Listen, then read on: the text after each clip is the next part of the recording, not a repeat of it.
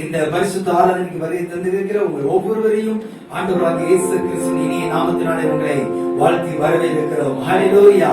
கடந்த நாட்கள் முழுவதும் கர்த்தர் நம்முடைய வாழ்க்கையிலே செய்த எல்லா விதமான நன்மைகளுக்காக, அவர் செய்த நமக்கு கொடுத்த எல்லா சுக பலன் ஆரோக்கியத்திற்காக இந்த நாளில் நாம் யாவரும் குடும்பமாய் தேவ சமூகத்தில் அமர்ந்து கர்த்தரை ஆராதிக்க போகிறோம். ஹல்லேலூயா. ஒரு நிமிடம் மெல்ல கண்களை மூடி, ஆண்டவரே இந்த ஆராதனையில் உம்முடைய மகிமையின் பிரசன்னங்கள் மத்தியிலே இறங்கி வர நாங்கள் உம்மை நோக்கி பார்க்கிறோம் என்று சொல்லி நம்முடைய கண்கள் அவரை நோக்கி பார்க்கட்டும். ஹல்லேலூயா.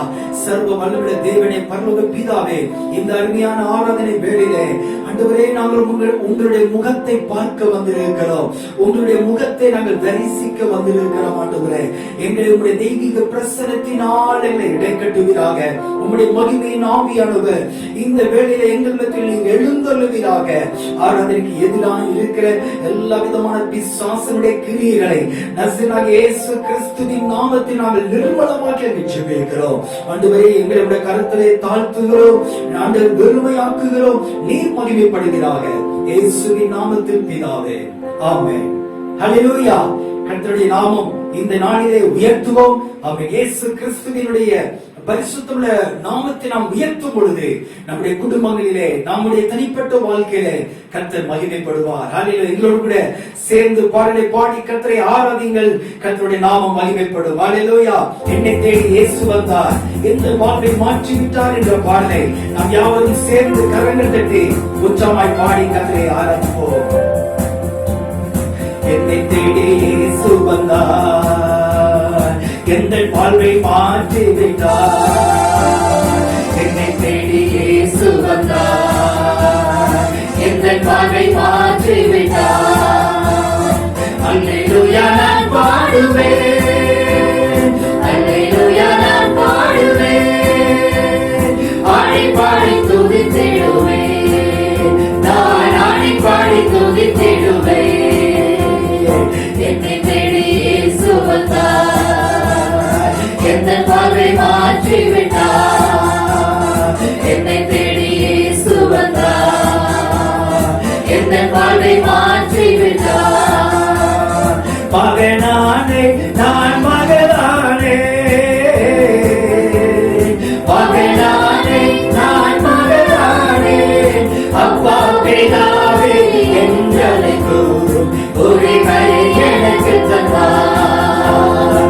அப்பா பிதாவே எங்களை உரிமையை எனக்கு தந்தார்.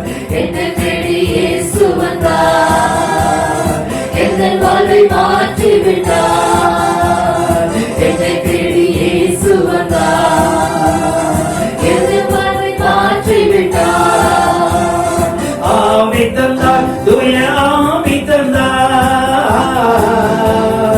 ஆவி தந்தார், தூய ஆவி தந்தார். வல்லமையும் அன்பும் ஞானமும் கொண்ட பரிசுத்த ஆவி தந்தார்.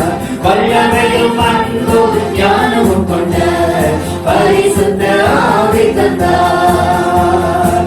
என்னை தேடி இயேசு வந்தார், எங்கள் வாழ்வை மாற்றி விட்டார்.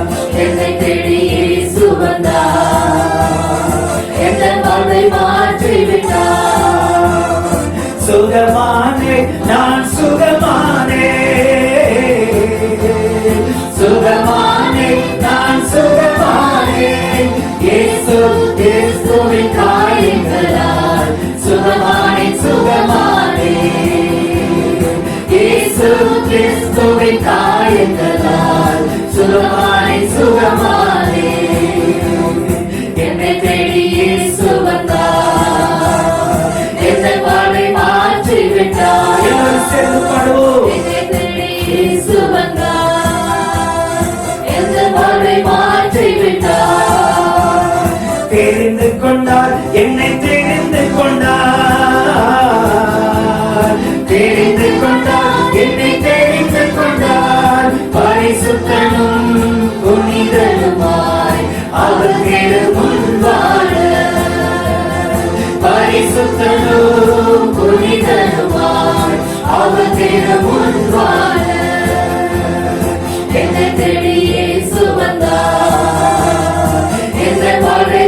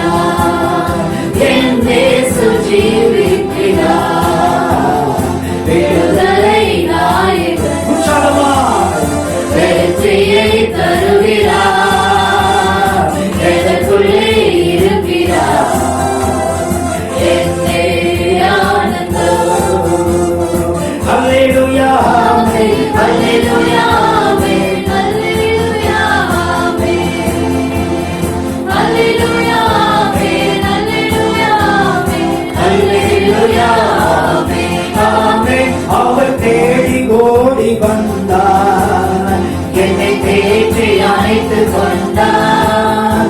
அவர் தேடி ஓடி வந்தார், என்னை தேற்றி அழைத்து கொண்டார். என் பாவம் அழைத்து மன்னித்தார், என் பாவம் அழைத்து மன்னித்தார். புது மனிதனாக மாற்றினார், புது மனிதனாக மாற்றினார். விடுதலை நாயகன் சென்று சொல்லுவோம், வெற்றியை தருகிறார், எனக்குள்ளே இருக்கிறார். என் மேல் ஆனந்தம். அல்லேலூயா, ஆமென். அல்லேலூயா, ஆமென். அல்லேலூயா, ஆமென். அல்லேலூயா, ஆமென். அல்லேலூயா, ஆமென். அல்லேலூயா, ஆமென். ஆமென். அவர் அன்பின் அபிஷேகத்தால் என்னை நிரப்பி நடத்துகின்றார். அவர் அன்பின் அபிஷேகத்தால் என்னை நிரப்பி நடத்துகின்றார். சாத்தானின் வலிமை வெல்ல, சாத்தானின் வலிமை வெல்ல அதிகாரம் எனக்கு தந்தார், அதிகாரம் எனக்கு தந்தார். விடுதலை நாயகன் வெற்றியை தருகிறார், எனக்குள்ளே இருக்கிறார். என்னை ஆனந்தம். அல்லேலூயா, ஆமென். அல்லேலூயா, ஆமென். அல்லேலூயா, ஆமென். அல்லேலூயா, ஆமென். அல்லேலூயா, ஆமென். அல்லேலூயா, ஆமென். ஆமென். செங்கடலை கடந்து செல்வேன், யோர்தானை மிதித்து நடப்பேன். செங்கடலை கடந்து செல்வேன், யோர்தானை மிதித்து நடப்பேன். எரிகோவை சுற்றி வருவேன், எரிகோவை சுற்றி வருவேன். எக்காலம் ஊதி ஜெயிப்பேன், எக்காலம் ஊதி ஜெயிப்பேன். விடுதலை நாயகன் வெற்றியை தருகிறார், எனக்குள்ளே இருக்கிறார். என்னே ஆனந்தம். விடுதலை நாயகன் வெற்றியை தருகிறார், எனக்குள்ளே இருக்கிறார். என்னே ஆனந்தம். அல்லேலூயா, அல்லேலூயா. தேவ சமூகத்தில் நம்மை ஒப்பு கொடுப்போம். அல்லேலூயா. அவர் இருக்கிற இடங்களில் உள்ளங்கள் படிட்டு தேவ சமூகத்திலே அவரை நோக்கி நாம் பார்ப்போம். பலவிதமான காரியங்களை நினைத்து கலங்கி போய் இருக்கிற உங்கள் வாழ்க்கையிலே ஆண்டவருடைய வார்த்தை வெளியில வருகிறது. கலங்காதே மகனே, கலங்காதே, கர்த்தர் உன்னை கைவிட மாட்டார். அல்லேலூயா, ஆமென். கண்களை மூடி கரங்களை உயர்த்தி அவரை நோக்கி இந்த வார்த்தைகளை சொல்லி அவரை துதிங்க. ஆமென். கலங்காதே, கலங்காதே, கர்த்தர் உன்னை கைவிட மாட்டார். கலங்காதே, கலங்காதே, கர்த்தர் உன்னை கைவிட மாட்டார். முள்முடி உனக்காக, இரத்தம் எல்லாம் உனக்காக. முள்முடி உனக்காக, இரத்தம் எல்லாம் உனக்காக. பாவங்களை அறிக்கையிடு, பாவங்களை அறிக்கையிடு, பரிசுத்தமாகிவிடு, நீ பரிசுத்தமாகிவிடு. கலங்காதே, கலங்காதே, கர்த்தர் உன்னை கைவிட மாட்டார். கலங்காதே, கலங்காதே. கல்வாரி மலை மேலே காயம்பட்ட இயேசுவை பார். கல்வாரி மலை மேலே காய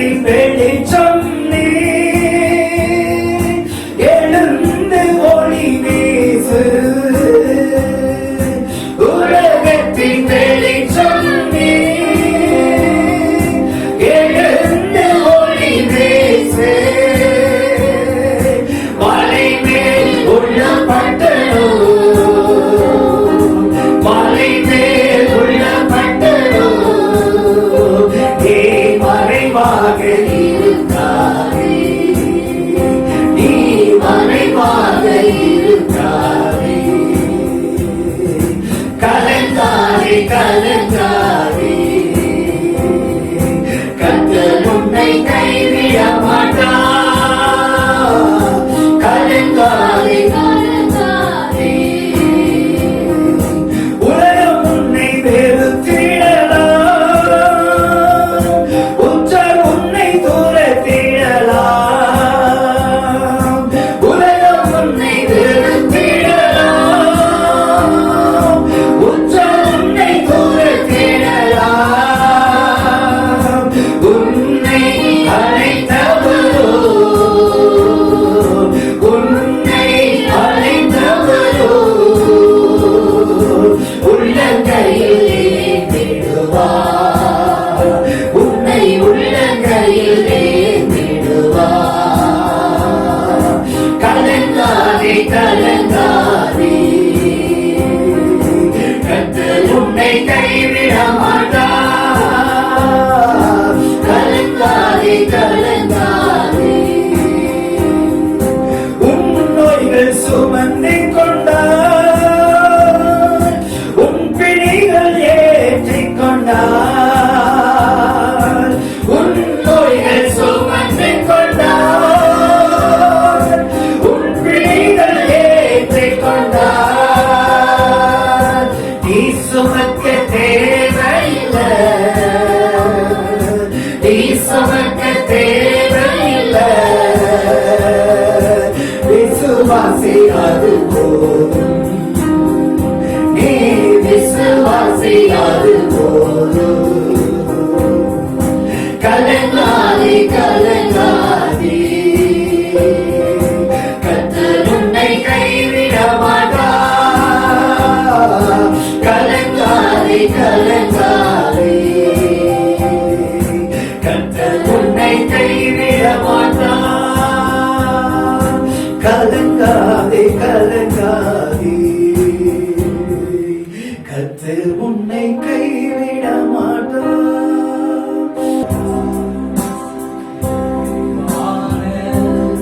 ஆவியானவரே, நீ வரும்போது குறைவுகள் மாறுமே. நிறைவான சத்தமாய் பாடி நீர் வரும்போது குறைவுகள் மாறுமே. நீர் வந்தால் சூழ்நிலை மாறுமே. முடியாததும் சாத்தியமாகுமே. நீர் வந்தால் சூழ்நிலை மாறுமே. முடியாததும் சாத்தியமாகுமே. நிறைவே நீ வாருமே, நிறைவே நீ வேண்டுமே, நிறைவே நீ போதுமே. ஆவியானவரே, நிறைவே நீ வாருமே, நிறைவே நீ வேண்டுமே, நிறைவே நீ போதுமே. ஆவியானவரே, வழியாகுமே.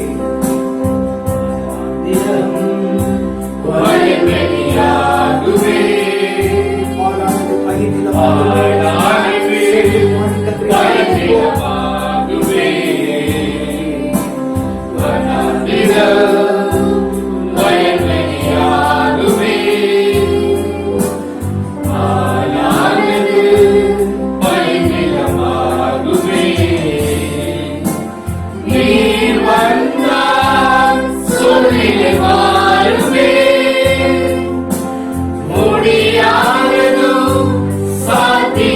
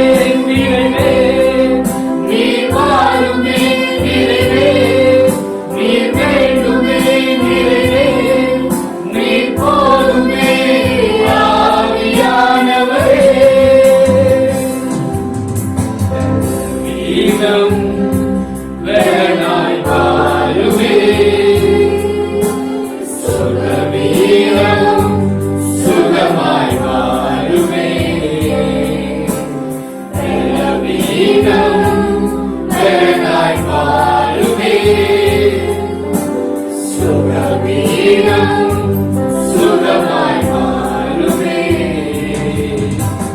நீ வந்தால் சூழ்நிலை மாறுமே. முடியாததும் சாத்தியமாகுமே. நீ வந்தால் சூழ்நிலை மாறுமே. முடியாததும் சாத்தியமாகுமே. நீ மாறுமே. நீ வேண்டுமே. நீ போதுமே. ஆவியானவரே நீ வாழுமே. நீ வேண்டுமே. நீ போதுமே. ஆவியானவரே.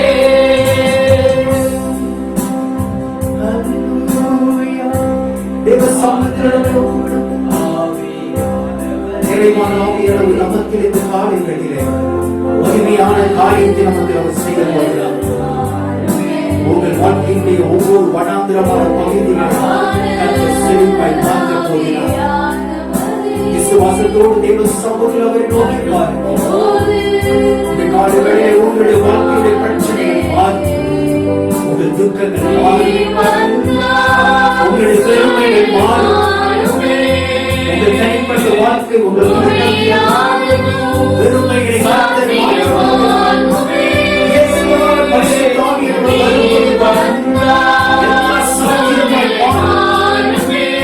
அவராலே கூட காரியம் ஒன்றுமே சாத்தியமாகுமே.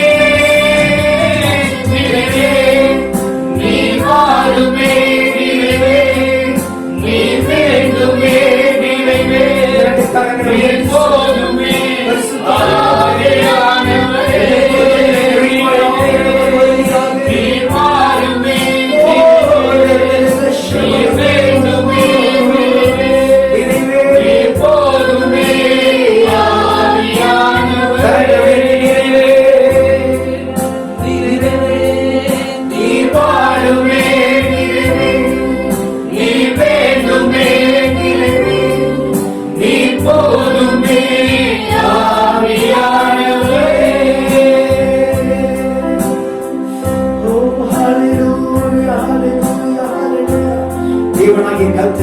உங்கள் வாழ்க்கையுடைய ஒவ்வொரு பகுதிகளிலும் இருக்கின்ற குறைவுகளை கர்த்தர் இந்த காலை வேளையை நிறைவாக்குவார். விசுவாசத்தோடு அவரை நோக்கி பாருங்கள். விசுவாசத்தோடு அவரை நோக்கி பார்க்கிற முகத்தை கர்த்தர் பிரகாசிக்கப்பட்டு போகிறார். ஹல்லேலூயா. தேவ சமூகத்திலே உங்களுடைய குறைவுகள், உங்களுடைய கஷ்டமான சூழ்நிலைகள், ஹல்லேலூயா, உங்களுடைய பாடான காரியங்கள், எந்தெந்த இடத்திலே வனாந்திரமான அனுபவங்களின் வழியாக நீங்கள் போய் கொண்டிருக்கிறீர்கள், கர்த்தர் அந்த வனாந்திரத்தினுடைய வறட்சியான நிலைமைகளை கர்த்தர் இந்த வேளையில் அதை நிறைவாக்குகிறார். அவருடைய மகிமை கரங்களை ஆசீர்வதிக்கின்றது. என்னுடைய கரத்திலே உங்களை ஒப்புக்கொடுங்க.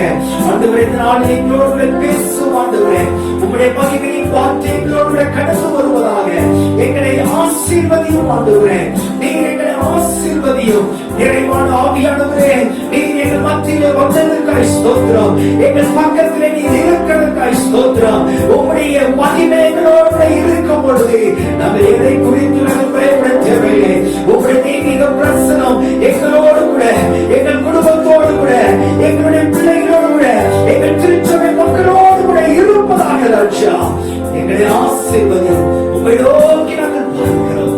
உங்களுடைய ராஜ்யம் வருவதாக, உங்களுடைய சித்தம் பரமண்டலங்களை செய்யப்படுகிறது போல இந்த காலைகளில் எங்கள் மத்தியில் செய்யப்படுவதாக எங்களை தாழ்த்தி பெருமையாக்குகிறோம். இயேசு கிறிஸ்துவின் மூலம் ஜெபிக்கிறோம் எங்கள் ஜீவனுள்ள நல்ல பிதாவே. ஆமென், ஆமென், ஆமென். கர்த்தருடைய பரிசுத்தமுள்ள நாமம் மகிமைப்படுவதாக. கடந்த வாரங்கள் முழுவதும் தேவன் நம்முடைய வாழ்க்கையில செய்து வந்த எல்லா விதமான நன்மைகளுக்காக நான் கர்த்தரை ஸ்தோத்திரிக்கிறேன். இந்த வாரத்திலே இந்த மீடியா மூலியமாக திருச்சபை மக்கள் உங்கள் ஒவ்வொருவரையும் பார்ப்பதற்கு தேவன் கொடுத்த நல்லது வாய்ப்புக்காக நான் கர்த்தரை ஸ்தோத்திரிக்கிறேன். ஒவ்வொரு நாளும் ஒவ்வொரு காலகட்டங்களிலும் தேவன் நம்மை நடத்தி வருகிற ஒவ்வொரு பாதைகளுக்காக நான் கர்த்தரை நான் ஸ்தோத்திரிக்கிறேன். ஹல்லேலூயா. கர்த்தர் நமக்கு செய்து வருகிற நன்மைகள், கர்த்தர் நம்மோடு கூட உறவாடுகிற அவருடைய வார்த்தைகளின் மூலமாக நம்மோடு கூட அவர் பேசுகிறார், நம்மோடு கூட அவர் இடைபடுகிறார். நாம் நடக்க வேண்டிய வழியை ஒவ்வொரு நாளும் வேதத்தின் வழியாக நமக்கு அவர் போதிக்கின்றார். எனவே திருச்சபை மக்களாகிய நீங்களும் நானும் தேவனுடைய வார்த்தையை நாம் கேட்கும் பொழுது தேவனுடைய வார்த்தை நம்மோடு கூட பேசுகிறது. அவருடைய வார்த்தை நம்முடைய வாழ்க்கையினுடைய ஒவ்வொரு பகுதிகளையும் அது சரிப்படுத்துகிறது. தேவனுடைய வார்த்தை நம்மை இன்னும் அதிகமாய் தேவன் பக்கமாக அது நம்மை இழுத்து கொண்டு போகிறது. அப்படிப்பட்ட ஆசீர்வாதமான இந்த நேரத்துக்கு உங்களை நாங்கள் வரவேற்கிறோம். கொடைக்கானல் கிறிஸ்டியன் லைஃப் ஸ்டைல் சபையின் சார்பாக உங்களை வாழ்த்துவதிலே நாங்கள் மிகுந்த மகிழ்ச்சி அடைகிறோம். இந்த நாளில் சங்கீதம் 122 சங்கீதத்தை நீங்கள் எல்லாரும் திருப்பி வைத்துக் கொள்ளும்படி உங்களை அன்பாய் நான் கேட்டுக்கொள்கிறேன். சங்கீதம் 122 சங்கீதத்திலிருந்து மிக முக்கியமான ஒரு காரியத்தை ஆவியானவர் இந்த வேளையில நம்மோடு பேச போகிறார். அதாவது கர்த்தருடைய ஆலயத்திற்கு போகும் வாருங்கள் என்று எனக்கு அவர்கள் சொன்ன போது மகிழ்ச்சியாய் இருந்தேன் என்று தாவீது சொல்லுகிறார். கர்த்தருடைய ஆலயத்தை குறித்து இந்த நாளிலே மிக முக்கியமான காரியங்களை நாம் பார்க்க போகிறோம். இந்த 122 சங்கீதத்திலே சொல்லப்பட்ட 9 வசனங்களையும் நீங்கள் பார்க்கும் பொழுது இங்கே எருசலேமை குறித்து அதிகமான காரியங்களை அங்கு சொல்லுகிறதை நாம் பார்க்கிறோம். எருசலேமை குறித்து அவர் எருசலேம் என்றால் எருசலேம் தேவனுடைய ஆலயம். அங்கே எருசலேமிலே தேவனுடைய மகிமை தங்கியிருக்கிற ஒரு இடம், அங்கே தேவனுடைய பிரசன்னம் தங்கியிருக்கிற ஒரு இடம், அங்கே கர்த்தருடைய வார்த்தைகள் கிடைக்கிற இடம், அங்கே தேவனுடைய நியாயாசனங்கள் இருக்கிற ஒரு இடம் என்று சொல்லி இந்த சங்கீத பகுதியிலே சங்கீதக்காரனாகிய தாவீது நமக்கு வலியுறுத்துகிறதை நாம் பார்க்கிறோம். இந்த நாளிலே இந்த சங்கீதத்தை 2 பகுதியாக உங்கள் மத்தியிலே நாம் சிந்திக்க போகிறோம். அதாவது முதல் பகுதியிலே கர்த்தருடைய ஆலயத்திலே என்னென்ன காரியங்கள், எப்படிப்பட்ட காரியங்கள் அங்கே நடக்கின்றது, என்ன நோக்கத்திற்காக தேவனுடைய ஆலயத்தை கர்த்தர் நமக்கு நியமித்து வைத்திருக்கிறார் என்ற பகுதியை முதல் பகுதியில் பார்க்க போகிறோம். இரண்டாவது பகுதியிலே இந்த ஆலயத்தில் நாம் என்ன செய்ய வேண்டும், இந்த ஆலயத்தினுடைய காரியங்களை குறித்து நாம் எப்படி இருக்க வேண்டும் என்று 2 பகுதிகளை இந்த வேளையில் நாம் சிந்திக்க போகிறோம். முதலாவதாக அங்கே சொல்லப்பட்டிருக்கிறது 4வது வசனத்தை நீங்கள் பார்க்கும் பொழுது அங்கே இஸ்ரவேலுக்கு சாட்சியாக கர்த்தருடைய ஜனங்களாகிய கோத்திரங்கள் கர்த்தரின் நாமத்தை ஸ்தோத்திரிப்பதற்கு போகும் என்று தாவீது சொல்லுகிறதை நாம் பார்க்கிறோம். எருசலேமிலே கர்த்தருடைய ஆலயம் இருக்கின்றது, அங்கே தேவன் வாசம் பண்ணுகிறார். அங்கே நாம் பார்க்கும் பொழுது ஆபகுக் 2வது அதிகாரம் 20வது வசனத்திலே பார்க்கும் பொழுது கர்த்தரோ என்றால் தமது பரிசுத்த ஆலயத்தில் இருக்கிறார் என்று ஆபகுக் தீர்க்கதரிசி சொல்லுகிறதை நாம் பார்க்கிறோம். யோவேல் 2வது அதிகாரம் 13-14 வசனங்களிலே நீங்கள் பார்க்கும் பொழுது யோவான் எழுதின புத்தகம் யோவான் 2:13-14 யூதருடைய பஸ்கா பண்டிகை நேரத்திலே எல்லாரும் எருசலேமுக்கு போகிறார்கள். யூதருடைய பஸ்கா பண்டிகை வரும் பொழுது இஸ்ரவேலின் கோத்திரத்திலே பிறந்த ஒவ்வொருவரும் தங்கள் குடும்பத்துக்கு தகுந்த மாதிரி அவங்க பலி செலுத்துவதற்காக காணிக்கைகளை கொண்டு போக வேண்டும். அப்போ நீங்க இந்த முதல் பகுதியிலே முதல் பாயிண்ட்ல நாம் ஆவியானவர் நமக்கு என்ன உணர்த்துகிறார் என்றால் கர்த்தருடைய ஆலயத்திற்கு என்ன நோக்கத்திற்காக நாம் செல்லுகிறோம் என்றால் தேவனுக்கு நன்றி செலுத்துவதற்காக. கடந்த வருடங்கள் முழுவதிலும் கர்த்தர் நமக்கு செய்த நன்மைகள் இவைகள் எல்லாவற்றையும் தேவனுடைய ஆலயத்திலே நாம் சென்று அவருக்கு நன்றி சொல்லும் பொழுது, அவருக்கு பலி செலுத்தும் பொழுது தேவன் அந்த நன்றி ஸ்தோத்திர பலிகளிலும் அந்த நன்றி பலிகளிலே அவர் பிரியப்படுகிற தேவனாய் இருக்கிறார். எனக்கு அன்பான தேவ ஜனமே, இந்த 4வது வசனத்திலே இஸ்ரவேலுக்கு சாட்சியாக கர்த்தருடைய ஜனங்களாகிய கோத்திரங்கள் கர்த்தரின் நாமத்தை ஸ்தோத்திரிப்பதற்கு போகும். இஸ்ரவேலினுடைய ஒவ்வொரு கோத்திரங்களில் உள்ளவர்கள் ஒவ்வொருவரும் அவர்கள் தேவனுக்கு நன்றி செலுத்த அவர்கள் போக வேண்டும். இயேசுவை குறித்து நாம் பார்க்கும் பொழுது இயேசுவும் பஸ்கா பண்டிகைக்கு அவர் சென்றிருந்தார் என்று நாம் பார்க்கிறோம். இயேசு கிறிஸ்து தன்னுடைய குடும்பத்தோடு கூட சேர்ந்து பஸ்கா ஆசரிப்பதற்காக போகிறார்கள். அப்ப கர்த்தருடைய ஆலயம் என்பது தேவனை உயர்த்துகிற ஒரு இடம், தேவனை ஆராதிக்கிற ஒரு இடம், தேவனுக்கு நன்றி செலுத்துகிற ஒரு இடம், தேவனுடைய மகிமை தங்கி இருக்கிற ஒரு இடம், தேவனுடைய சத்தத்தை கேட்கிற ஒரு இடம். எனவே ஏன் இந்த தேவனுடைய ஆலயத்தை குறித்து இந்த நாளில் ஆவியானவர் நம்மோடு கூட உணர்த்துகிறார் என்றால், இந்த தேவனுடைய மகிமை இந்த இடத்திற்கு போகக்கூடாதபடிக்கு இந்த காலகட்டங்களிலே நாம் கர்த்தருடைய ஆலயங்கள் மூடப்பட்டதாய், கர்த்தருடைய ஆலயத்திற்கு போக முடியாத ஒரு சூழ்நிலை உலகம் முழுவதும் காணப்படுகிறது. அப்போ இந்த வார்த்தையை கேட்கிற தேவ பிள்ளைகளாகிய நீங்களும் நானும் இதை நினைத்து நாம் சோர்ந்து போக தேவையில்லை, இதை நினைத்து நாம் கவலைப்பட தேவையில்லை, இதை நினைத்து நாம் துக்கப்பட தேவையில்லை. ஏனென்றால் கர்த்தர் நமக்கு கொடுத்திருக்கிற குடும்பத்திலே, கர்த்தர் நமக்கு கொடுத்திருக்கிற நம்முடைய வீட்டை ஒரு தேவனுடைய மகிமை தங்கின ஒரு இடமாக அதை மாற்றும் பொழுது, நாம் குடும்பத்தோடு கூட தேவ சமூகத்தில் அமர்ந்து அவர் செய்த நன்மைகளுக்காக நாம் ஸ்தோத்திர பலிகளை ஏறெடுக்கும் பொழுது கர்த்தர் உங்களுடைய வீட்டை ஒரு ஜெப வீடாக மாற்றுகிறார். உங்களுடைய வீட்டிற்குள்ளாக கர்த்தருடைய மகிமை தங்கி இருக்கிறது. அந்த மகிமை தங்கி இருக்கிற இடத்திலே நீங்கள் ஸ்தோத்திர பலிகளை ஏறெடுக்க வேண்டும். நீங்கள் கர்த்தருக்கு நன்றி செலுத்த வேண்டும். நீங்கள் கர்த்தர் உங்கள் வாழ்க்கையிலே செய்த எல்லா நன்மைகளுக்காக அவருக்கு நாம் துதி ஸ்தோத்திரங்களை நாம் ஏறெடுக்க வேண்டும். ஏனென்றால் கர்த்தர் நமக்கு நன்மை செய்தார், கர்த்தர் நமக்கு எல்லாவற்றிலும் நம்மை ஆசீர்வதித்தார், கர்த்தர் நம்முடைய துக்கங்களை மாற்றினார், கர்த்தர் நம்முடைய வியாதிகளை சுகமாக்கினார். இவைகள் எல்லாவற்றிற்காகவும் நாம் ஆண்டவருக்கு நன்றி செலுத்த வேண்டும். எனக்கு அன்பானவர்களே, அப்போ கர்த்தருடைய ஆலயம் என்பது நாம் கர்த்தருக்கு நன்றி செலுத்துகிற ஒரு இடம். அங்கே தேவ சமூகத்திலே சென்று அவருக்கு துதி ஸ்தோத்திர பலிகளை ஏறெடுக்கிற ஒரு இடமாய் இருக்கின்றது. யூதர்கள் பலி செலுத்த எருசலேமுக்கு அவர்கள் செல்ல வேண்டும் என்று தேவனுடைய பிரமாணம் போதிக்கின்றது. அப்போ ஒவ்வொரு தேவ பிள்ளைகளும் இந்த நாட்களிலே தேவனுடைய ஆலயத்தை குறித்ததான ஒரு வாஞ்சைகளும் ஒரு தாகமும் ஒரு விருப்பமும் உங்கள் வாழ்க்கையிலே உங்களுடைய அனுதின அனுபவங்களிலே அது வந்து கொண்டே இருக்க வேண்டும். இப்படி பலி செலுத்த போகிற இடம் இந்த நாட்களிலே அடைக்கப்பட்டிருக்கிறது என்ற ஒரு வேதனையை நாம் தேவ சமூகத்திலே செலுத்தும் பொழுது கர்த்தர் சூழ்நிலைகளை மாற்றுகிறார். இரண்டாவதாக மூன்றாவது வசனம் சொல்லுகிறது, இங்கே 122 மூன்றாவது வசனம், எருசலேம் இசைவினைப்பான நகரமாய் கட்டப்பட்டிருக்கிறது என்று சொல்லப்பட்டிருக்கிறது. The city of come back together என்ற ஒரு வார்த்தை சொல்லப்பட்டிருக்கிறது. பிரியமானவர்களே, எருசலேம் இசைவினைப்பான ஒரு நகரம். உலகம் முழுவதும் நாம் பார்க்கும் பொழுது இஸ்ரவேல் தேசம் அதனுடைய வரலாற்றின் மேற்கொள்ள ஒரு சிறிய இடமாய் இருந்தாலும் உலகம் முழுவதும் எல்லாருடைய கண்களும் இந்த எருசலேமை பார்த்து கொண்டு இருக்கிறது. ஏனென்றால் எருசலேம் மகாராஜாவினுடைய நகரம். ஹல்லேலூயா! எருசலேம் இந்த உலகத்தினுடைய மத்திய பகுதியிலே அது இருக்கின்றது. இந்த எருசலேம் எப்படிப்பட்ட நகரமாய் காணப்படுகிறது என்றால் அது இசைவினைப்பான ஒரு நகரம். பிரியமானவர்களே, இந்த எருசலேம் என்ற தேவ சமூகத்திலே தேவ பிள்ளைகள் வரும் பொழுது அங்கே ஆண்டவர் எதை நமக்கு வலியுறுத்துகிறார் என்றால், விசுவாசிகளாகிய திரளான கூட்டத்தார் இருந்தாலும் அவர்கள் எல்லாருமே தேவனுடைய இரத்தத்தினாலே கழுவப்பட்டவர்களாக, பரிசுத்த ஆவியானவரால் அவர்கள் முத்திரிக்கப்பட்டவர்களாக, தேவனுடைய பிரசன்னத்தினால் அவர்கள் மூடப்பட்டவர்களாக, அவர்கள் ஒருவருக்கொருவர் இசைவாய் இருக்க வேண்டும் என்று கர்த்தர் விரும்புகிறார். அப்ப திருச்சபை மக்களாகிய நாம் எப்படி காணப்படுகிறோம்? நாம் நம்முடைய சகோதர ஐக்கியத்தை நாம் காத்துக் கொள்கிறோமா?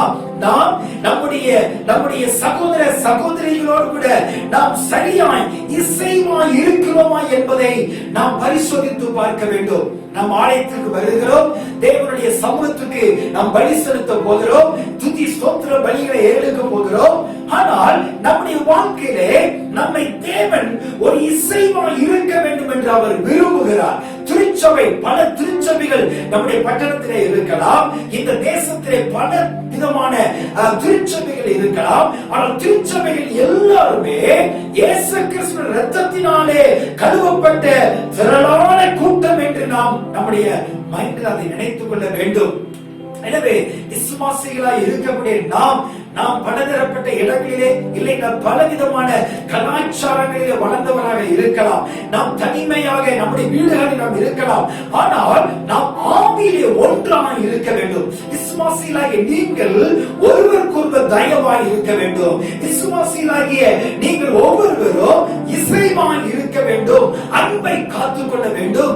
அன்பை ஒருவருக்கொருவர் விசாரிக்கிறவர்களாய் இருக்க வேண்டும். ஒருவரில் ஒருவர் உதவி செய்கிறவர்களாய் இருக்க வேண்டும். ஒருவர் பாரத்தை ஒருவர் சுமக்கிறவர்களாக நீங்கள் இருக்க வேண்டும். ஒருவருடைய கண்ணீரை துடைக்கிறவர்களாக இருக்க வேண்டும். ஆண்டவராகிய இயேசு கிறிஸ்து இப்படிதான் இந்த பூமியிலே அவர் சுற்றி திரிந்தார். வேதம் சொல்லுகிறது, இயேசு கிறிஸ்து அவர் நன்மை செய்கிறவராய் அவர் சுற்றி திரிந்தார். ஹல்லேலூயா. பிரியமானவர்களே, எருசலேம் என்ற தேவ சமூகத்திற்கு வருகிற தேவ பிள்ளைகளாகிய நாம், நமக்குள்ளாக தேவன் தம்முடைய ஆவியை ஊற்றி இருக்கிறார். எப்படி பிதாவுக்கும் இயேசு கிறிஸ்துவுக்கு இடையில இருக்கக்கூடிய அந்த உறவு சரியாய் இருந்தது. பிதா, குமாரன், பரிசுத்த ஆவியானவர், இந்த திரியேக தேவன் அவர்கள் ஏகத்துவமாய் நம்மோடு கூட அவர்கள் வாசம் பண்ணுகிறார்கள். இப்படிப்பட்ட உறவை ஆண்டவர் விரும்புகிறார். ஆண்டவராகிய இயேசு கிறிஸ்து நம்மை சகோதரர்கள் என்று சொல்லி இருக்கிறார். மகிமையான தேவன் மகிமையான இடத்தை விட்டுவிட்டு இந்த பூமியிலே வந்து நம்மை அவருடைய பிள்ளைகள், அவருடைய சகோதரர்கள் என்ற ஒரு ஐக்கியத்தை ஏற்படுத்தி வைத்திருக்கிறார். அப்புறம் இந்த இரண்டாவது குறிப்பின்படி சபை ஒரு இசைவினைப்பான நகரமாய் கூட்டி கட்டப்பட வேண்டும் என்றால் இந்த பூமிக்கு மிக முக்கியமானது சபையின் வழியாக தான் தேவன் தம்முடைய எல்லா விதமான நன்மைகளையும் இந்த பூமிக்கு கொடுக்க போகிறார். எனவே சபை அந்த இசைவை, அந்த ஐக்கியத்தை காத்துக்கொள்ள வேண்டும். மூன்றாவது குறிப்பாக 5வது வசனத்திலே நாம் பார்க்கும் பொழுது, 5வது வசனத்திலே அங்கே தாவீதின் வம்சத்தாருடைய சிங்காசனங்களாகிய நியாயாசனங்கள் வைக்கப்பட்டிருக்கிறது. ஆமென், ஹல்லேலூயா. கர்த்தருடைய நாமம் மகிமைப்படுவதாக. அங்கே தாவீதின் சிங்காசனம், அங்கே தாவீதின் வம்சத்தில் உள்ள சிங்காசனங்களாகிய நியாயாசனங்கள், நன்றாக கவனிக்க வேண்டும். அங்கே சிங்காசனம் இருக்கிறது, இன்னொரு பகுதியிலே நியாயாசனம் என்று சொல்லப்பட்டிருக்கிறது. அந்த சிங்காசனத்திலே யார் வீற்றிருப்பார்? ராஜா. அப்ப ராஜா மக்களை ஆளுகை செய்கிறவர். ராஜா ஒரு நியாய தீர்ப்பை கொடுக்கிறவர். ராஜா மக்கள் மீது மிகுந்த கவனமுடையவராய் இருப்பார். ராஜாவுக்கு உத்தரவாதம் உண்டு. ராஜா தன்னுடைய நாட்டில் உள்ள அனைத்து மக்களும் சமாதானமாய் இருக்க வேண்டும் என்ற அந்த ஒரு எதிர்பார்ப்போடு கூட இருப்பார். ஆம் பிரியமானவர்களே, தேவனுடைய ஆலயம் இந்த நாட்களிலே நமக்கும் ஆண்டவர் ஒரு நியாயாசனமாக வைத்திருக்கிறார். கர்த்தருடைய ஆலயத்திலே நியாயங்கள் புறப்பட வேண்டும். சிங்காசனங்களாகிய நியாயாசனங்கள் இருக்கிற இடம் அது மகாராஜாவாகிய தேவன் ஆளுகை செய்கிற இடம். அங்கே தேவனுடைய ஆலோசனை வெளிப்படுகிறது. அங்கே தேவனுடைய திட்டங்கள் வெளிப்படுகிறது. அங்கே தேவனுடைய மகிமை வெளிப்படுகிறது. நாம் பிரியமானவர்களே, கர்த்தர் நமக்கு கொடுத்திருக்கிற ஆலயம் என்பது அது சாதாரணமான ஒரு இடம் இல்ல, அது தேவனுடைய நியாயாசனங்கள் இருக்கிற இடம். அதைத்தான் பழைய ஏற்பாட்டிலே யாக்கோபு ஒரு தரிசனத்தை பார்க்கிறார். மேலிருந்து தேவ தூதர்கள் இறங்குவதும் ஏறுவதுமான ஒரு தரிசனத்தை பார்க்கிறார். அங்கே அவர் சொல்லுகிற இடம், இது கர்த்தர் மெய்யாய் இந்த இடத்திலே வாசம் பண்ணுகிறார், இது பெத்தேல் என்று பெயரிடுகிறதை நாம் பார்க்கிறோம். பெத்தேல் என்றால் தேவனுடைய வீடு என்று அர்த்தம். ஆம் பிரியமானவர்களே, எனக்கு அன்பான தேவ ஜனமே, கர்த்தருடைய ஆலயம் என்பது தேவனுடைய வீடு. அந்த தேவனுடைய வீட்டிலே நியாயம் புறப்பட்டு வருகிறது. ஹல்லேலூயா. அன்னால் தேவனுடைய ஆலயத்தில் வந்து கதறி ஜெபித்த பொழுது, தன்னுடைய குறைகளை அவள் அறிக்கையிட்ட பொழுது, தனக்கு இருக்கின்ற பிரச்சனைகளை அங்கே கர்த்தருடைய ஆலயத்திலே சொன்ன பொழுது அவளுக்கு நியாயம் புறப்பட்டது. ஆமென், ஹல்லேலூயா. அவனை இந்த உலகத்திலே மகிமையான ஒரு மகனாக தேவன் மாற்றுகிறார். எனக்கு அன்பான தேவ ஜனமே, கர்த்தருடைய ஆலயத்துக்கு போகவில்லையே, போக நமக்கு முடியவில்லையே, வாய்ப்புகள் இல்லையே என்ற ஏக்கம், ஒரு கண்ணீரோடு நீங்க இருக்கின்றீங்களா? நீங்க இருக்கிற இடத்துல உங்க வீட்டை ஒரு தேவ ஆலயமாக நீங்கள் மாற்றுங்கள். உங்களுடைய வீடு ஒரு ஜெப வீடாக மாறும் பொழுது உங்க வீட்டிலே நியாயம் புறப்படுகிறது. உங்களுடைய பிரச்சனைகளுக்கு நியாயம் புறப்படுகிறது. உங்களுடைய கண்ணீருக்கு நியாயம் புறப்படும். ஏனென்றால் இந்த உலகத்திலே சில வேளைகளிலே நியாயம் வழங்கப்படக்கூடிய இடத்திலே அநியாயங்கள் வழங்கப்படலாம். ஆனால் தேவன் வாசம் பண்ணுகிற ஸ்தலத்திலோ நியாயங்கள் கிடைக்கின்றது. உங்களுடைய குடும்ப பிரச்சனையா இருக்கலாம், உங்கள் சொத்து பிரச்சனையா இருக்கலாம், இல்லையென்றால் உங்களுடைய குடும்பத்திலே நீங்கள் தீர்க்க முடியாத சில பிரச்சனைகளிலே நீங்கள் தடுமாறி கொண்டிருக்கலாம். உங்கள் பிரச்சனைகள், உங்களுடைய அநியாயமான காரியங்கள், உங்களுடைய கண்ணீர் எல்லாவற்றையும் தேவ சமூகத்திலே வந்து நீங்கள் விளங்கள் பண்ணிட்டு இந்த பிரச்சனைகளை சொல்லும் பொழுது கர்த்தர் உங்களுக்கு நியாயம் செய்வார். தேவனுடைய ஆலயம் நியாயம் செய்யக்கூடிய ஒரு இடம் என்று நாம் பார்க்கிறோம். நான்காவது பகுதியாக 4வது வசனத்தில் சொல்லப்பட்டிருக்கு, அங்கே இஸ்ரவேலுக்கு சாட்சியாக கர்த்தருடைய ஜனங்கள் என்று சொல்லப்பட்டிருக்கிறது. ஹல்லேலூயா. ஒவ்வொரு கோத்திரமும் இஸ்ரவேலிலே ஒரு சாட்சியாக தேவன் வைத்திருக்கிறார். ஹல்லேலூயா. The tribes of the Lord unto the testimony of Israel என்று சொல்லப்பட்டிருக்கிறது. இஸ்ரவேலிலே இருக்கின்ற ஒவ்வொரு கோத்திரமும் கர்த்தருக்கென்று ஒரு சாட்சியாக தேவன் வைத்திருக்கிறார். எப்படி நாம் கர்த்தருக்கென்று சாட்சியா இருக்க முடியும்? சாட்சி எங்கே வெளிப்படும்? இந்த சாட்சியை நம்முடைய வாழ்க்கையை கொடுக்கிறவர் யார்? அவர்தான் ஆண்டவராகிய தேவன். அங்கே சொல்லப்பட்டிருக்கிறது, கர்த்தருடைய ஜனங்கள் இருக்கின்ற இடம் அது தேவனுடைய மகிமை இருக்கிற இடம், நம்மை குறித்ததான ஒரு சாட்சியை உண்டாக்குகிற இடம். அங்கே இஸ்ரவேலுக்கு சாட்சியாக கர்த்தருடைய ஜனங்கள். பிரியமானவர்களே, திருச்சபை மக்களாகிய உங்களை கர்த்தர் உங்களை வைத்திருக்கிற இடத்திலே இஸ்ரவேலுக்கு சாட்சியாக உங்களை வைக்கிறார். அப்ப பரலோகத்தினுடைய சாட்சியாக தேவன் உங்களுடைய பகுதிகளிலே கர்த்தர் உங்களை நிலைப்படுத்தி வைத்திருக்கிறார். நீங்கள் இருக்கிற பகுதிகள் அது ஒரு பட்டணமா இருக்கலாம், இல்லைன்றால் கிராமமா இருக்கலாம், இல்லைன்றால் ஏதோ ஒரு தனிமைப்படுத்தப்பட்ட இடத்துல இருக்கலாம். ஆனால் பரிசுத்த ஆவியானவராகிய தேவன் உங்களோடு இருக்கும் பொழுது, மகிமையின் பிரசனம் உங்க மேல இருக்கும் பொழுது, நீங்க இருக்கிற இடத்திலே கர்த்தர் உங்களை சாட்சியாக வைத்திருக்கிறார். ஹல்லேலூயா. ஏனென்றால் வேதம் சொல்லுகிறது, உதிக்கிற உன் ஒளியிடத்திற்கு ஜனங்கள் வருவார்கள். ஆமென். நீங்கள் இந்த உலகத்திற்கு வெளிச்சமாய் இருக்கிறீர்கள். நீங்கள் இந்த உலகத்திற்கு உப்பாய் இருக்கிறீர்கள். உங்களை கர்த்தர் சாட்சியாக வைத்திருக்கிறார். அப்ப சாட்சி வெளிப்பட வேண்டும். நம்மிடத்தில் இருக்கிற வெளிச்சம் உதிக்க வேண்டும். நம்மிடத்தில் இருக்கிற நற்பண்புகள் வெளிப்பட வேண்டும். ஏனென்றால் நமக்குள் தேவனுடைய நன்மைகள் நமக்குள்ளாக இருக்கிறது. நமக்குள்ளாக தேவனுடைய மகிமையை ஜனங்கள் பார்க்கிறார்கள். பிரியமானவர்களே, எனவே இந்த முதல் பகுதியிலே கர்த்தர் என்ன நோக்கத்திற்காக தேவனுடைய ஆலயத்தை கர்த்தர் ஸ்தாபித்திருக்கிறார் என்று பார்த்தோம். கடைசியாக 2வது பகுதியிலே இந்த ஆலயத்தினுடைய நன்மைகள், இந்த ஆலயத்திலிருந்து வரக்கூடிய காரியங்கள் நாம் என்ன செய்ய வேண்டும், இந்த ஆலயத்திற்காக நாம் என்ன செய்ய வேண்டும் என்று 2வது வசனத்தில் சொல்லப்பட்டிருக்கிறது. எருசலேமே, உன் வாசல்களில் எங்கள் கால்கள் நிற்கலாயிற்று. இந்த 4 ஆசீர்வாதங்களை கொடுக்கப்பட்ட இந்த பகுதியின் பிரகாரமாக இந்த ஆலயத்தினுடைய மகிமையை வாஞ்சிக்கிறவர்கள் எப்பொழுதுமே உங்களுடைய கால்கள் இந்த ஆலயத்திலே நிற்க வேண்டும். ஹல்லேலூயா. விசுவாசிகளாகிய தேவ ஜனங்கள், நீங்கள் இந்த நாட்களிலே ஒரு தீர்மானம் எடுக்க வேண்டும். எனக்காக என்னுடைய ஆலயம் திறக்கப்படும் பொழுது நான் என் ஆலயத்தில் எப்படிப்பட்ட ஒரு சூழ்நிலைக்கு நான் கடந்து போக போகிறேன், நான் எப்படி இருக்க போகிறேன், நான் கர்த்தருக்காக என்ன செய்ய போகிறேன், நான் தேவனுக்காக எந்தெந்த காரியத்தில் நிற்க வேண்டும் என்று சொல்லி நீங்கள் தேவனுடைய கரத்திலே அவருடைய சமூகத்திலே கேட்கும் பொழுது கர்த்தர் உங்களை உருவாக்குகிறார். அதற்கு நேராக உங்களை உருவாக்குகிறார். வசனம் 1 பார்க்கும் பொழுது கர்த்தருடைய ஆலயத்துக்கு போவோம் வாருங்கள் என்று சொன்ன உடனே நான் மகிழ்ச்சியாக இருந்தேன். இந்த மகிழ்ச்சி, இந்த சந்தோஷம் உங்க வாழ்க்கையில முதலாவது தேவை. கர்த்தருடைய ஆலயத்திற்கு குறித்ததான பக்தி வைராக்கியம் நம்மை பட்சிக்க வேண்டும். தேவ சமூகத்திற்கு போக வேண்டும் என்ற ஒரு தாகம் நமக்குள்ளாய் வர வேண்டும். கர்த்தருடைய ஆலயத்தினுடைய ஆராதனை பகுதிகளை ஒரு நாளும் நான் தவற மாட்டேன் என்று சொல்லி ஒரு தீர்மானம் நீங்கள் எடுக்க வேண்டும். அடுத்தபடியாக 6வது வசனத்திலே இந்த எருசலேம் ஆகிய ஆலயத்தை நேசிக்கிறவர்களுக்கு, எருசலேமின் சமாதானத்துக்காக வேண்டிக் கொள்ளுங்கள், உன்னை நேசிக்கிறவர்கள் சுகித்திருப்பார்கள் என்று சொல்லப்பட்டிருக்கு. அப்போ they shall prosper that loves thee என்ற வார்த்தை, அதாவது ஆலயத்திலே சமாதானம் இருக்கிறது, ஆலயத்திலே சுகம் இருக்கிறது, ஆலயத்திலே நன்மைகள் இருக்கிறது. இந்த ஆலயத்தை யாரெல்லாம் வாஞ்சிக்கிறார்களோ அவர்கள் சுகித்திருப்பார்கள். ஆம் பிரியமானவர்களே, தாவீதை குறித்து நாம் பார்க்கிறோம். தாவீது நல்ல அழகான ஒரு பெரிய அரண்மனையில் அவர் குடியிருக்கிறார்.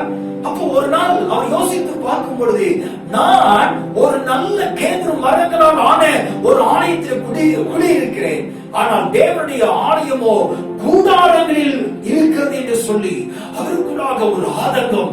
நான் ஒரு நல்ல வீட்டிலே குடியிருக்கிறேன், ஆனால் என்னுடைய தேவனுடைய ஆலயமோ தேவன் மகிமை இருக்கிற ஒரு இடமோ சாதாரண ஒரு இடத்திலே இருக்கிறது என்று சொல்லி அவர் ஆதங்கப்பட்டு கர்த்தருடைய ஆலயத்தை கட்டுவதற்கு தீர்மானம் பண்ணுகிறார். ஹல்லேலூயா. எனக்கு அன்பான தேவ ஜனமே, கர்த்தருடைய ஆலயத்தினுடைய மகிமையை யார் விரும்புகிறார்களோ அவர்கள் சுகித்திருப்பார்கள். ஒருவேளை உங்களுடைய வாழ்க்கையிலே பல உலகத்தினுடைய காரியங்களை நினைத்து துக்கப்பட்டு கவலைப்பட்டு பயந்து கொண்டு இருக்கிறீர்களா? கர்த்தருடைய மகிமையை நோக்கி பாருங்க, தேவனுடைய பிரசன்னத்தை நோக்கி பாருங்க, அவரை விரும்புங்க, அவரை அதிகமாய் தேடுங்க, அவருடைய சமூகத்தில் அதிகமாய் வாஞ்சையோடு கடந்து வாருங்கள், நீங்கள் சுகித்திருக்க முடியும். ஆமென். இப்படிப்பட்ட காரியம் செய்யும் பொழுது உன் அரங்கத்திற்குள்ளே சமாதானம், உன் அரண்மனைக்குள்ளே சுகமும். ஹல்லேலூயா. நன்றை கவனிக்க வேண்டும். உன் ஆலயத்திலே சமாதானம் இருக்கிறது, சுகம் இருக்கின்றது, உன்னுடைய அரங்கத்திற்குள்ளே சமாதானம் இருக்கிறது, உன்னுடைய அரண்மனையிலே சுகத்தை கர்த்தர் வைத்திருக்கிறார். ஹல்லேலூயா.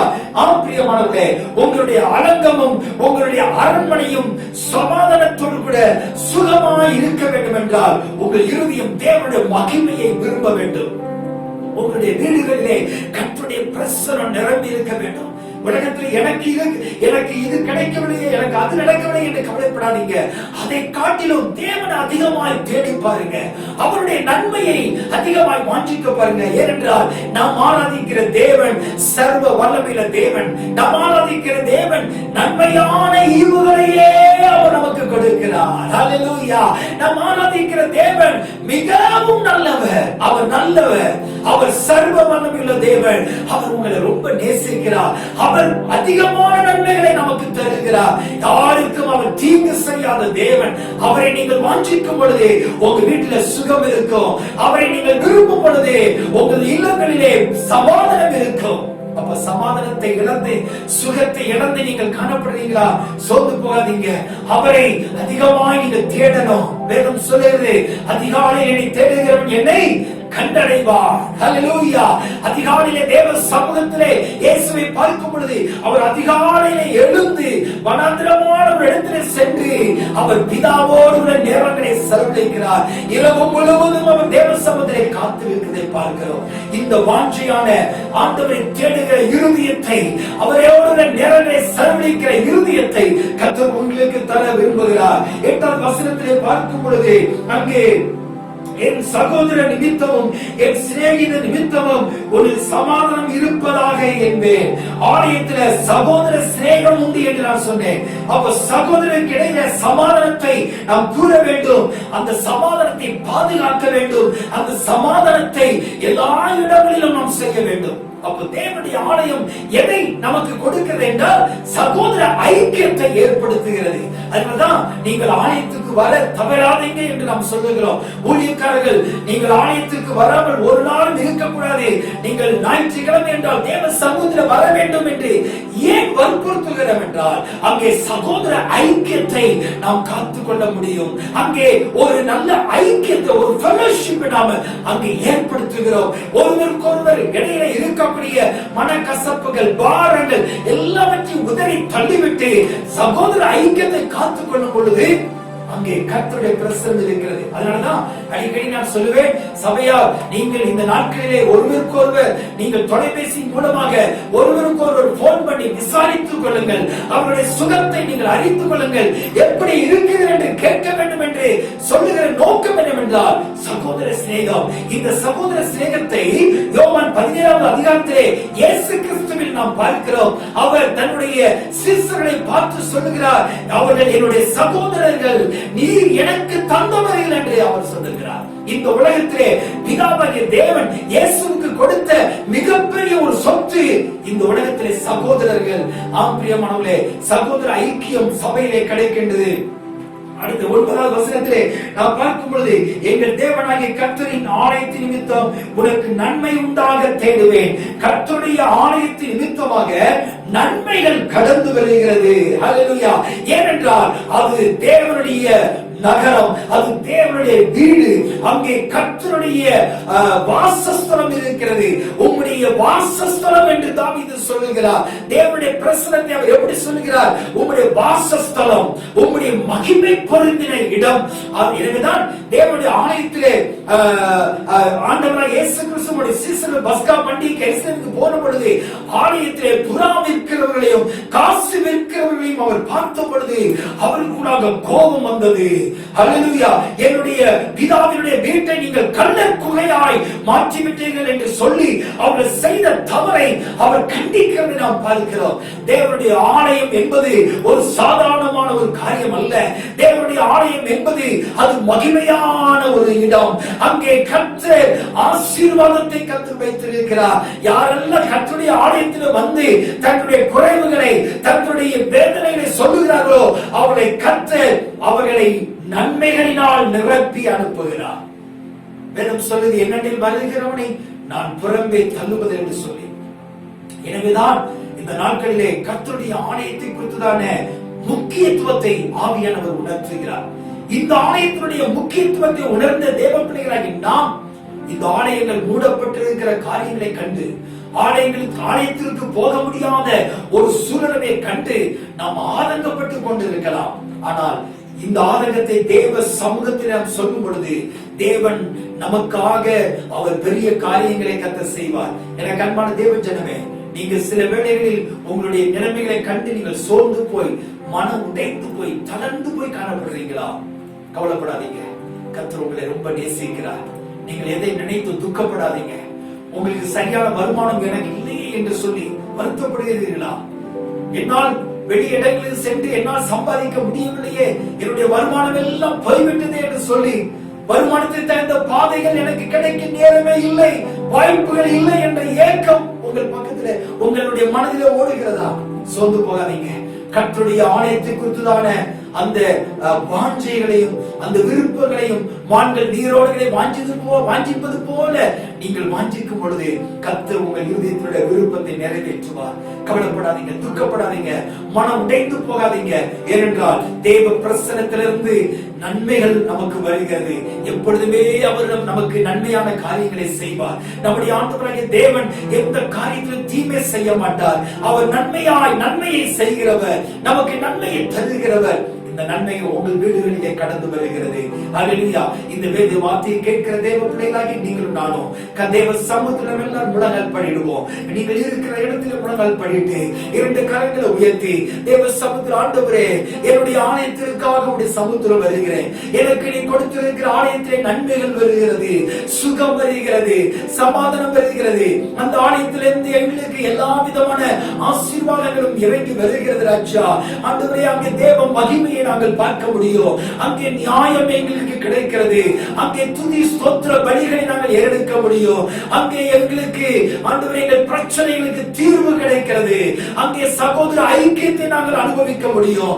அங்கே தேவ சமூகத்திலே தேவனுடைய பிரசன்னத்திலே நாங்கள் வரும் பொழுது ஆண்டவரே நீர் எங்களை அணைத்துக் கொள்கிறீர். ஆண்டவரே இந்த உலகத்திலே வந்திருக்கிற பிரச்சனைகள், இந்த உலகத்திலே வந்திருக்கிற ஆண்டவரே விதமான கொள்ளை நோய்களினால் எங்களுடைய மனது அளவிலே எங்கள் குடும்ப அளவிலே நாங்கள் எந்த காரியத்தில் உடைந்து போய் காணப்படுகிறோமோ இவைகள் எல்லாம் ஆண்டவரே உங்க சமூகத்தில் வரும் பொழுது மாறும் என்ற விசுவாசத்தை நீர் எங்களுக்கு வைத்திருக்கிறேன். இந்த ஆசீர்வாதம் ஒவ்வொரு குடும்பத்திலும் கடந்து வருவதாக, ஒவ்வொருத்தருடைய இருதய இருதயத்திலும் கர்த்தருடைய ஆலயத்தை குறித்ததான ஒரு பக்தி வைராக்கியம் அவர்களை பட்சிக்கட்டும் ஆண்டவரே. கர்த்தருடைய ஆலயத்தை குறித்ததான ஒரு வைராக்கியம், ஒரு தாகம், ஒரு ஆசை, ஒரு விருப்பம் இவர்களுக்குள்ளாக உண்டாவதாக என்று நான் ஜெபிக்கிறேன். அதற்கு எதிராக கிரியை செய்கிற பிசாசினுடைய சகல தந்திரங்களை இயேசு கிறிஸ்துவின் நாமத்தில் நிர்மூலமாக்குகிறேன். ஒவ்வொருவரின் ஆசீர்வதியும் இந்த 122ஆம் சங்கீதத்திலே நாங்கள் கற்றுக்கொண்ட அநேக சத்தியங்களை எங்கள் வாழ்க்கையில நாங்கள் அபியாசப்படுத்த எங்களுக்கு உதவி செய்வீராக. எல்லா துதி கன மகிமை உமக்கே செலுத்துகிறோம். இயேசு கிறிஸ்துவின் மூலம் ஜெபிக்கிறோம் எங்கள் ஜீவனுள்ள நல்ல பிதாவே. ஆமென், ஆமென். பிரியமானவர்களே, கர்த்தருடைய ஆலயம், தேவனுடைய மகிமை தங்கின அந்த எருசலேமை நீங்கள் வாஞ்சிக்க வேண்டும். அதற்காக ஜெபிக்க வேண்டும். அதற்காக நீங்கள் முயற்சியில் எடுக்க வேண்டும்.